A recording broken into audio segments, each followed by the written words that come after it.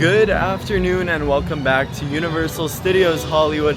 Today is a very hot, it's actually 105 degrees right now, very hot Monday evening. The park closes in 40 minutes. They close at 6 p.m. almost every single night in September. It's been a while since we've had an actual park update. Been distracted with a lot of the Horror Night stuff this past week, since Tuesday basically. Our last official park update was last Tuesday, so 6 days ago. And we'll see if we see any substantial changes. We're gonna be looking at the Fast and Furious roller coaster. We didn't look at it at all last week. Outside of that, the biggest change that I know of is that Hello Kitty Cafe opened this past Friday, and I've been walking past it every time before entering Horror Nights, and the line has just been crazy. It extends outside of the cafe and it goes all the way behind City Walk. It's a very popular shop, and they made a really good move with that. It was a really hot weekend as well, and we saw a lot of crowds missing for the opening weekend of Horror Nights because of the heat. And Sunday, last night, was the emptiest. We had no waits after like 10 p.m., which gave us 4 hours to go through as many haunted houses as we wanted, as many times as we wanted, because it was just dead. There was no one here last night. It was so odd. It feels foreign to be here in the daytime and not hear like crazy music. They used to do this in the past, but they used to open the plaza for you to walk around before Horror Nights started. But they don't do that anymore. You can't walk in the plaza anymore. It's really windy today. Look at all these leaves that have been knocked off this tree here. That's great. It's officially fall. And just a quick shout out to all of our members. You make these videos possible. Thank you so much. We hit over 100 members, and I just can't express how grateful I am for all of you guys. Every single month we do a giveaway, and this month I have a really big giveaway planned, especially since we are kicking off Halloween Horror Nights. So expect a giveaway announcement very soon. September 21st is usually when I announce our giveaways, and they close around like the 24th, something like that. I'll have some more information very soon, but I hope you guys are enjoying all of your perks. I have a few exclusive videos that come out, like the survival guide that came out like 5 days early for members, and I have so many more planned for you guys. All right, now looking at Monstruos. No updates on the facade, but I wanted to point out the cobwebs on this facade. What did I say last week? They were barely gonna last a week. And yeah, that was very true, because a lot of them are starting to diminish. The wind has been pretty strong today. We've had a pretty windy week as well, and they're all kind of coming off now. Some of them will stay on, like I bet these will all stay on. I don't think the wind will affect that at all. But those big cobwebs that were sitting above the entrance, those disappeared. Some of them are on the wall right there. That's pretty funny. I bet some of these cobwebs are real, so beware of spiders. Alright, let's take a look at Fast and Furious. It's been a while since we've looked at the roller coaster, and I'm so excited to talk about this one.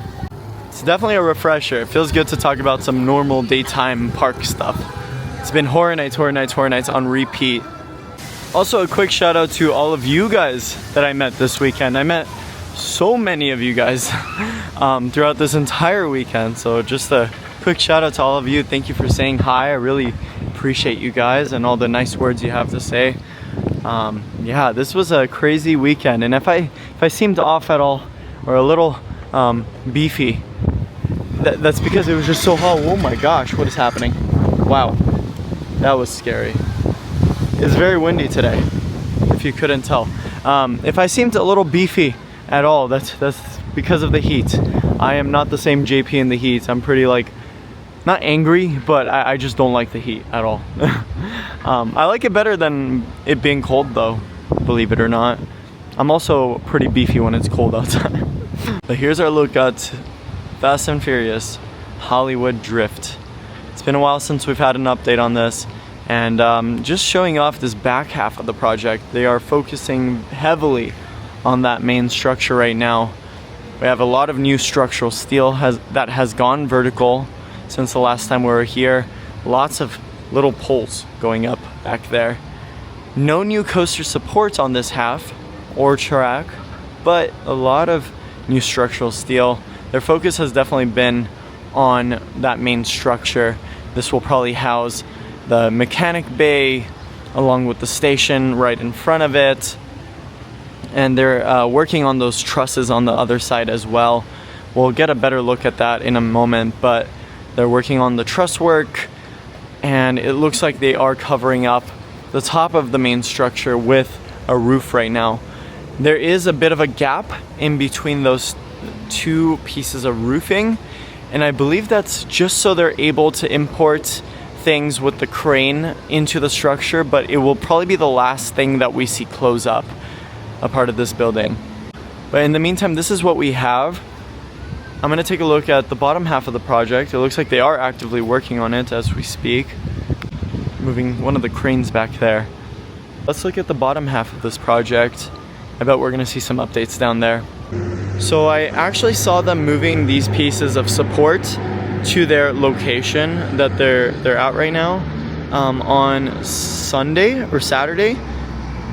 They were actively moving them here. They haven't been installed yet, but these are just additional coaster supports that will probably be installed later this week. So maybe closer to Friday we'll see those pieces installed, and those will probably be installed on these lower halves of coaster footers. And oh my goodness, my hair probably looks horrible right now because of how strong this gust of wind has been. This is not good. It's not good. I hope this wind dies off soon because I'm flying to New York on Thursday. But also I noticed on the bottom half of the project, the very bottom half, we have some new footers that are taking shape. Those are more rounded. The other ones we've seen have been more square. Actually, well, I guess the bottom half is square. But the part that's sticking out usually isn't rounded. And that one's rounded. Yeah, it's kind of crazy how this has been taking shape. We're also seeing some new pieces of support on the other side, and we'll take a look at that in a moment as well. If we have access to the escalator right now. It's getting pretty close to close. It's 5:36 right now, so I'm gonna try to rush over there right now. Okay, now looking at this side of the project, you can see that these supports have gone up since the last time we were here, which is pretty cool. But on top of that, they've been working on the retaining wall up there, along with more coaster footers through this entire side of the project. We have a lot of coaster footers here. I don't know what they're exactly gonna do with that element, but I'm assuming it's going to follow whatever this big piece of track will be. Probably an inversion, but they're also extending that retaining wall. You can see more of it extending towards that back half over there. It's looking pretty good. I'm really excited to see what they could do within these next few days. And we have even more coaster supports over there. This one hasn't gone up quite yet, but the one in the back has. That's really cool. And here's what this side of the project is looking like. You could see that they added a lot more truss work, and they've worked on the structure that peeks out of this side. I'm assuming that this over here will be our station that goes into a switch track around this point, and then it launches up and over the escalators. We still haven't received any concept art, but that's my guess. Okay, look at this. They're bringing in some more coaster support as we speak. It's kind of hard to see it. There you go. Look right here. That's so cool how they work on this like in the daytime for everyone to see. Also, I don't have the camera on my face right now because my hair is just wild from this wind. But I want to hear your guys' ranking for this year's Horror Nights. What's your best or your favorite house to least favorite? And I'll go first. Weekend was probably my favorite. I think I had the best amount of runs through that haunted house. I've gone through it 9 times already through this weekend, and nearly every single run I had a pretty solid experience. Following that, Insidious was probably the scariest haunted house this year. I got a lot of great scares in there. The cast is on fire. Like literally both casts did a great job at scaring me, and there was never a time where I walked in without getting at least one good jump scare. So that falls under number 2. Number 3, Dead Exposure. Believe it or not, they did a really good job with that haunted house. Scenically, And scare-wise, those actors are doing a great job, especially towards the end where you see like everything on fire. Not to spoil anything, but those actors did a phenomenal job. So shout out to them. Number 4 is tough for me because some nights it's Monstruos, other nights it's Texas. Both are great haunted houses, but I think I'm gonna put Monstruos at number 4. And a lot of people are surprised with that as my number 4 ranking because Monstruos, I just didn't like that house last year. This year it was a solid experience. I thought they balanced out all the Latin American monsters very well. Every monster had a good segment in this haunted house. I loved the El Charro section. I liked the narration by Muerte through the entire haunted house. I love the personal experiences or the personal interactions that you have with some of these scare actors. A lot of them truly have dedication with the event, and it's apparent. And then number 5, I'm gonna give it to Texas. Texas, the actors are incredible. They're great. They're doing such a good job. But I haven't had like a solid scare moment in that maze. I've had 2 or 3 really good scares, ironically all in the same room. There's this one scene where you're seeing like pus and blood and water coming out of the ground, and there's an actor that your focus is leaning towards, but there's another actor that jumps out at you, and the one that scares me every time is when he doesn't press his trigger. He just jumps and screams or does something else. It throws me off because all of the actors mess with the triggers, they play with the triggers, and that's how they scare people. But this actor knew exactly what he was doing. He would either slam on the wall or he would make a noise, get right in your face, like, and that's what really scared me about Texas Chainsaw Massacre. Number 6, I'm gonna give it to A Quiet Place. Scenically, it's an aesthetically pleasing haunted house. Scenically, they did a great job, but it's missing on some scares, and I feel like things are just really far from you, which is understandable. It's a quiet place. It's really hard to achieve certain things, but they did a good job with that house. Honestly, a great job casting-wise as well. All the actors and actresses that played in that house or performed in that house all look like the actual actors that play in the movie. So they did a really good job casting for that haunted house. Number 7, that's tough. I think I'm gonna give it to Ghostbusters. Oh, there's only 2 other haunted houses. Number 7 goes to Ghostbusters. It was okay. I never really had a good run through of that haunted house. Every time I walked through, it was obviously extremely hot in there because they didn't have their AC working through this weekend. But the facade audio was missing. It was working on Tuesday night, but the facade audio was missing. It was also missing the Slimer animatronic in the front. Like, he's there, he just wasn't working. A lot of the effects throughout the maze weren't working, and it wasn't fully casted every single time I went through. So I was missing the Garaka stilt walker basically every single time. Sometimes I wouldn't see him at all. There's 2 of them inside of that house. And I was missing a lot of scares in Ghostbusters. And in 8, I'm gonna give it to Universal Monsters. I think it has a chance for redemption, but Universal Monsters was lacking a lot, both scenically and cast-wise. I feel like they weren't able to fully cast that haunted house. There was a lot of people missing in there. But not only that, but there was a lot of transitional dark hallways, and I didn't really enjoy that. Because there's nothing to look at when you're in a conga line of people. It's just dark, and you're bored, and there's no scares in those dark hallways either, so you're just left with nothing. Additionally, there was only 2 or 3 good scare moments I had through the 6 times I walked through that haunted house. And I'm just waiting on that. I think it's gonna be a sleeper haunted house. I think later into the event, I'll start enjoying it a little more, but I'm waiting for the right moments. And I can't judge every haunted house yet because it's only the first weekend, so this will change eventually. And believe it or not, I actually really like the Terror Tram this year. Solid performance by the actors on Terror Tram, but also a good job by Universal with Terror Tram. They're almost there with Terror Tram. They're figuring it out.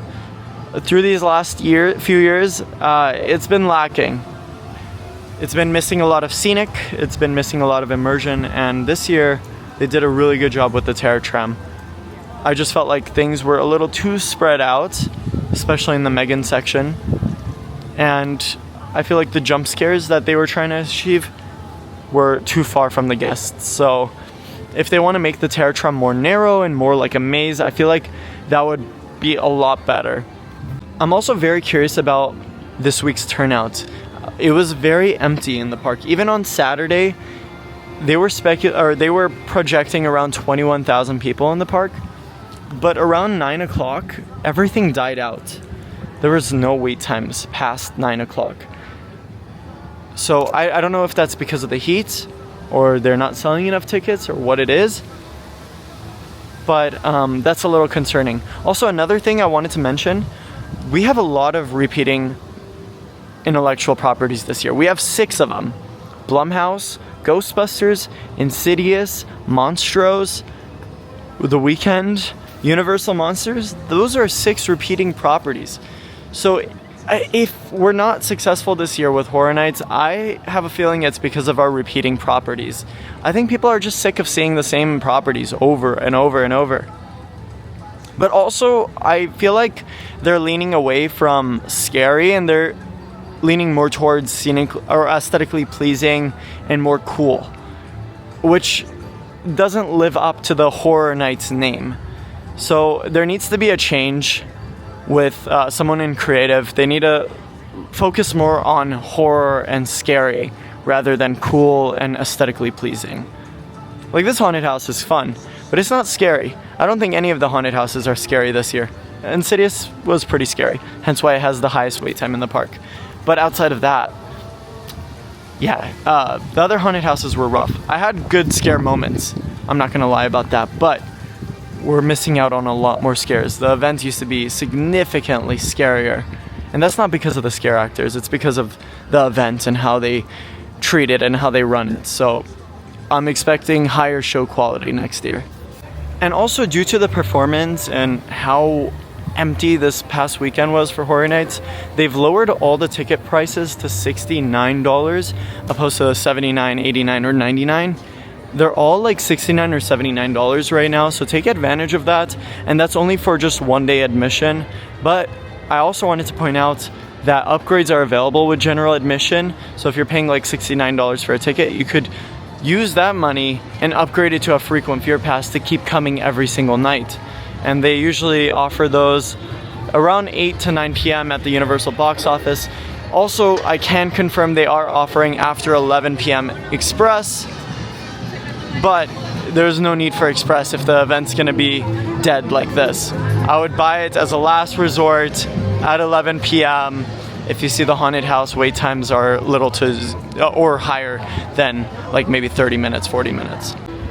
So I wouldn't buy Express personally. I think it's worth it if you're coming, and it's hard to predict the crowd, so I don't know. I don't want to say I don't recommend it. I obviously recommend it if it's gonna be busy, but it's hard to recommend something when we've had such a dead week.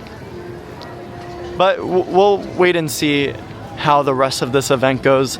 I'm not gonna be here this following week, but the week after that, I guess I could judge the event a little harsher. It was only opening weekend. So there are crazy lines to leave the park right now. I don't know what's going on here. This shouldn't take more than 2 seconds. Right, and that wraps up my video here today. I need a break from this park. I'll be here on Wednesday, one last day before I am gone for a week. I'm excited for my trip. I'm very excited, and I hope you guys want to see videos from New York. And if you want to see videos from New York, let me know what you want me to do. I'm for sure going to the Ghostbusters Firehouse. That's the one video I do want to post. If you guys want to see any other part of the trip, let me know in the comments. JP and how they sing the movies, that's a wrap. I'll see you guys in the next one.